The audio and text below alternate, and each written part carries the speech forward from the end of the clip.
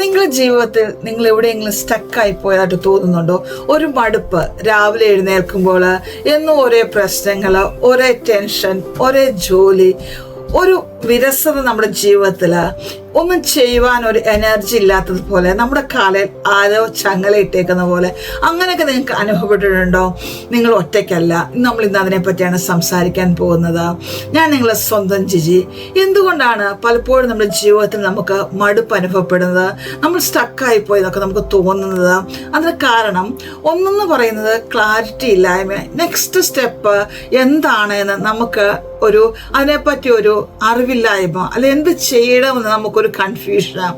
പലപ്പോഴും പലരും നമ്മുടെ കൂടെ ഉണ്ട്, എനിക്കത് ചെയ്യുവാൻ കഴിയും. പെട്ടെന്ന് നമ്മുടെ കൂടെ നിന്നവർ നമ്മൾ ഒറ്റപ്പെടുത്തി കളയുമ്പോൾ, അല്ലെങ്കിൽ നമ്മളെ സ്നേഹിച്ചവർ നമ്മളോടൊരു അവഗണന കാണിക്കുമ്പോഴൊക്കെ നമ്മളൊന്ന് സ്റ്റക്കായി പോകും അല്ലേ? ഇനി എന്താണ് ഞാൻ ചെയ്യേണ്ടത്? പലപ്പോഴും നമ്മൾ കംഫോർട്ട് സോണിൽ നിന്നുകൊണ്ടാണ് ഈ കാര്യങ്ങളൊക്കെ ചെയ്തു വന്നത്.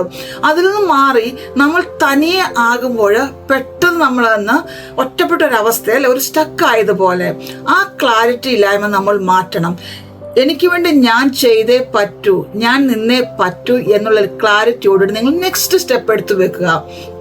രണ്ടാമതായിട്ട് ഒരു എനർജി ഇല്ലായ്മ. നമ്മളെപ്പോഴും ആരെങ്കിലും പുഷ് ചെയ്യണം അല്ലേ? ആ പുഷ് ചെയ്യുമ്പോഴാണ് നമ്മൾ ഓരോ കാര്യങ്ങൾ ചെയ്യുന്നത്. എന്നാൽ ഒരു സമയത്ത് നമുക്കൊരു മടുപ്പ് അനുഭവപ്പെടും. എന്നെക്കൂടെ പറ്റത്തില്ല, ഇവിടം കൂടെ ഇത്രയൊക്കെ മതി, ഇവിടം കൂടെ ഞാൻ നിർത്തുക എന്നൊക്കെ ഉള്ളൊരു തോന്നൽ വരാം. ആ ഒരു എനർജി ഇല്ലായ്മ നമ്മുടെ ജീവിതം സ്റ്റക്കാക്കും. മൂന്നാമതായിട്ട് ഭയത്തിൻ്റെതായ ഒരവസ്ഥ. നമ്മൾ നിൽക്കുന്ന കംഫോർട്ട് സോണിൽ നിന്ന് അതിന് എത്ര വലിയ പ്രതികൂലങ്ങൾ, പ്രയാസങ്ങളായിരുന്നാലും നമ്മുടെ ജോലിയിൽ പലപ്പോഴും നമുക്ക് വളരെ ബുദ്ധിമുട്ടുകളുണ്ടാകും. എന്നാൽ നമ്മൾ അവിടെ നിന്ന് മാറാൻ ഒരിക്കലും തയ്യാറാകുകയില്ല. എൻ്റെ ഒരു ഫ്രണ്ടുണ്ട്, ഒരു ഹോസ്പിറ്റൽ വർക്ക് ചെയ്യുവാണ്. വളരെ ദൂരം ട്രാവൽ ചെയ്താണ് അദ്ദേഹം അവിടെ എത്തുന്നത്. അപ്പോൾ 1-2 മണിക്കൂറോളം ട്രാവൽ ചെയ്യണം. ഗവൺമെൻറ് എംപ്ലോയി ആണ്. അവിടെ എത്തിക്കഴിയുമ്പോൾ ആ ജോലിയിലെ സ്ട്രെസ്, ഓവർലോഡ് ഒക്കെ മടുപ്പായിട്ട് പുള്ളിക്കാരി എപ്പോഴും പരാതി പറയും. എന്നെക്കൊണ്ട് പറ്റത്തില്ല, എനിക്ക് ജോലി ഭയങ്കര പാടാണ് എന്നൊക്കെ പറയും. എന്നാൽ ആ ഡിപ്പാർട്ട്മെന്റ് ഒന്ന് മാറുവാൻ പറഞ്ഞാൽ പോലും ആ സഹോദരി മാറുകയില്ല. കാരണം എന്താണെന്നറിയോ? ആ പ്രോബ്ലംസിന്റെ ഇടയ്ക്ക് പുള്ളിക്കാരി സേഫാ എന്നൊരു ചിന്ത ഉള്ളിലുണ്ട്. ആ ഒരു കംഫോർട്ട് സോൺ ബ്രേക്ക് ചെയ്ത് ഇനിയിപ്പം വേറൊരു ഡിപ്പാർട്ട്മെന്റ് അല്ലെങ്കിൽ വേറൊരു ഹോസ്പിറ്റലിലോട്ട് ട്രാൻസ്ഫർ വാങ്ങിച്ചാൽ അവിടെ ഞാൻ എങ്ങനെ ആയിരിക്കും എന്നുള്ള ഒരു ഭയം ഉള്ളിൻ്റെ ഉള്ളുണ്ട്. ഒരു പക്ഷെ ഒന്നും എല്ലാം സാധാരണ പോലെ ആയിരിക്കാം, പക്ഷെ അത് ആ സഹോദരിയുടെ ഉള്ളിൽ ആ ഒരു ചിന്ത, ഞാൻ അവിടെ ചെന്ന് കഴിഞ്ഞാൽ എങ്ങനെ ആയിരിക്കും, എനിക്ക് അവിടെ കോപ്പ് ചെയ്യാൻ പറ്റുമോ, അല്ലെങ്കിൽ അവിടെ ഇതിൽ വലിയ പ്രശ്നങ്ങളാണോ എന്നുള്ള തോട്ട്സ് വെച്ചുകൊണ്ട് ആ നിൽക്കുന്ന ഇടത്ത് ആ പ്രോബ്ലംസിന് നടുവിൽ സേഫായിട്ട് പുള്ളിക്കാരി നിൽക്കുകയാണ്. ആ ഒരു കംഫോർട്ട് സോൺ ബ്രേക്ക് ചെയ്യാൻ പുള്ളിക്കാരി ആഗ്രഹിക്കുന്നതേ ഇല്ല. അങ്ങനെയല്ല, ആ ഒരു കംഫോർട്ട് സോൺ നമ്മൾ ബ്രേക്ക് ചെയ്യണം.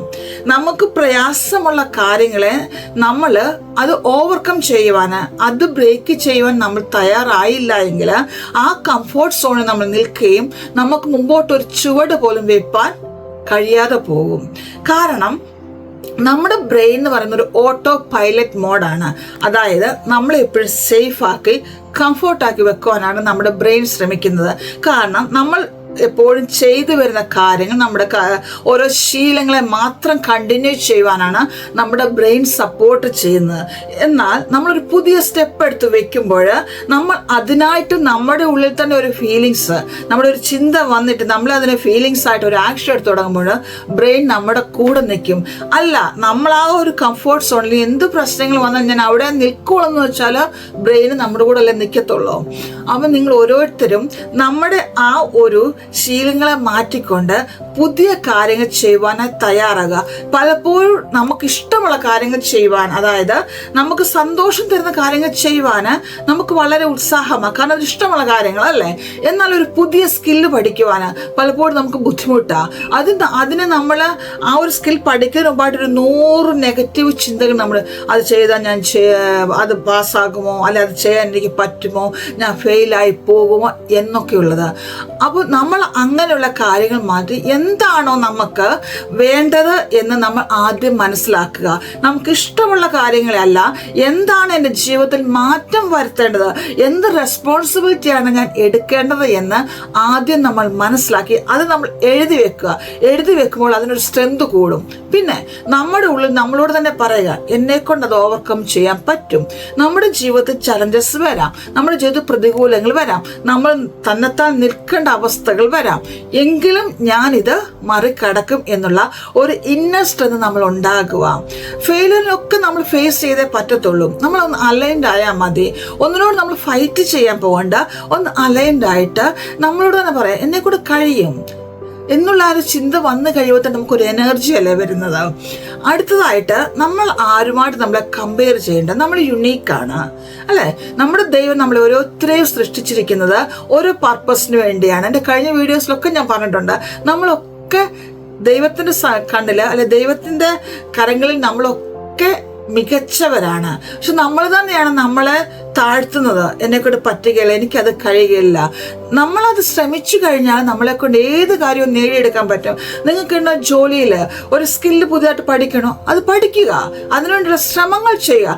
ഒന്നും ചെയ്യാതെ കേട്ടോ അയ്യോ എന്നേക്ക് അവരെ പോലെ ആകാൻ കഴിയുകയില്ലല്ലോ. പലപ്പോഴും നമ്മൾ റീൽസ് കണ്ടിട്ട് നമ്മുടെ റിയൽ ലൈഫായിട്ട് നമ്മൾ കമ്പയർ ചെയ്യാറുണ്ടല്ലേ. റീൽസ് എന്ന് വെച്ചാൽ അവരുടെ നല്ല ആ പോസിറ്റീവ് വശങ്ങൾ അല്ലെങ്കിൽ അവരുടെ ആ ഹൈ ആയിട്ട് നിൽക്കുന്ന ആ ഒരു അവസ്ഥകളെ മാത്രമേ അവർ കാണിക്കുകയുള്ളൂ. അവരുടെ റിയൽ ലൈഫിൽ അവർ സ്ട്രഗിൾ ചെയ്യുന്നുണ്ടായിരിക്കാം, പക്ഷെങ്കിൽ അവരുടെ റീൽസിനെ നോക്കിക്കൊണ്ട് എൻ്റെ ലൈഫ് അങ്ങനെ ആയിത്തീരണം എന്ന് പറഞ്ഞാൽ ഒരിക്കലും അത് സാധ്യമാകില്ല. നമ്മൾ സ്ട്രഗിൾസ് ഒക്കെ നമ്മുടെ ജീവിതത്തിൽ വരും. കാരണം ഒരു കുന്നിന് ഒരു താഴ്വര ഉണ്ടല്ലേ. അപ്പം നമുക്ക് ആ കുന്നൊന്ന് കടന്നാലേ നമുക്കൊരു താഴ്വരയിൽ എത്തിച്ചേരാൻ പറ്റത്തുള്ളൂ. അപ്പോൾ അതിനായിട്ടൊരു സ്റ്റെപ്പ് എടുത്ത് വെക്കുക.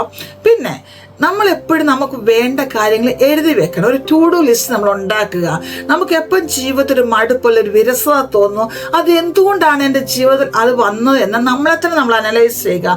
അതിന് നമ്മളോട് തന്നെ നമ്മൾ ചോദ്യങ്ങൾ ചോദിക്കുക. അതെന്തുകൊണ്ടായിരിക്കും എൻ്റെ അങ്ങനെ വന്നത്, എനിക്കതിന് എന്ത് മാറ്റങ്ങൾ വരുത്തുവാൻ പറ്റും. അപ്പം നിങ്ങളോട് തന്നെ നിങ്ങൾ ചോദ്യങ്ങൾ ചോദിക്കുക. മറ്റാരുമായിട്ട് നിങ്ങളെ കമ്പയർ ചെയ്യാൻ പോകണ്ട. പിന്നെ നിങ്ങൾ ഒന്ന് അനലൈസ് ചെയ്യുക, ഒന്ന് വിഷ്വലൈസ് ചെയ്യണം കേട്ടോ. ഞാൻ ഈ കാര്യങ്ങളൊക്കെ ചെയ്താൽ നെക്സ്റ്റ് ഇയർ ഞാൻ എങ്ങനെയായിരിക്കും, എൻ്റെ സക്സസ്ഫുൾ ലൈഫ്, അതിനെപ്പറ്റി ഒന്ന് കണ്ണടച്ചിരുന്ന് വിഷ്വലൈസ് ചെയ്യുക.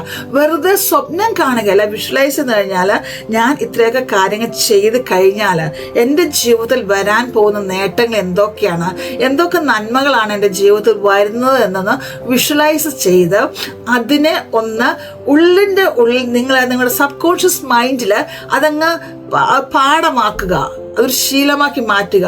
നമ്മൾ അങ്ങനെ ഓരോ കാര്യങ്ങൾ ചെയ്ത് തുടങ്ങുമ്പോൾ ആദ്യമൊക്കെ തുടങ്ങുമ്പോൾ നമുക്ക് വളരെ പ്രയാസമായിരിക്കും അല്ലേ. 1-2 ദിവസം, 3 ദിവസം, 4 ദിവസം, 5-ാം ദിവസം ആകുമ്പോൾ നമുക്കത് ഈസി ആയിട്ട് തോന്നും അല്ലേ.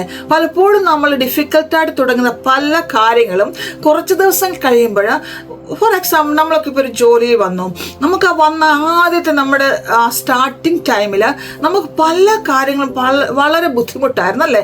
ഇന്ന് നമ്മൾ വളരെ ഈസി ആയിട്ട് നമ്മൾ കാര്യങ്ങളൊക്കെ ചെയ്യുന്നു. ഒരു ഡ്രൈവിംഗ് തന്നെ നമുക്ക് നോക്കാം. ആദ്യമൊക്കെ നമ്മൾ സ്റ്റിയറിംഗ് ഒക്കെ തിരിച്ചു മറിച്ചൊക്കെ എങ്ങനെ, എന്നോടൊക്കെ എന്നെ പഠിപ്പിച്ച ഡ്രൈവിംഗ് മാഷ് പറഞ്ഞിട്ടുണ്ട്, ആ സ്റ്റിയറിംഗ് ഒന്നും വലിച്ചെടുക്കണ്ടെന്ന്. കാരണം അത്രമാത്രം ഭയങ്കര ബലത്തിലാണ് സ്റ്റിയറിംഗ് ഒക്കെ നമ്മൾ പിടിച്ച് 2 കൈ കൊണ്ടൊക്കെ പിടിച്ചല്ലേ. എന്നാൽ ഇന്ന് നിങ്ങൾ ഡ്രൈവ് ചെയ്യുന്നത് എങ്ങനെയാണ്, വളരെ ഈസി ആയിട്ടല്ലേ, വളരെ സ്മൂത്ത് ആയിട്ടല്ലേ.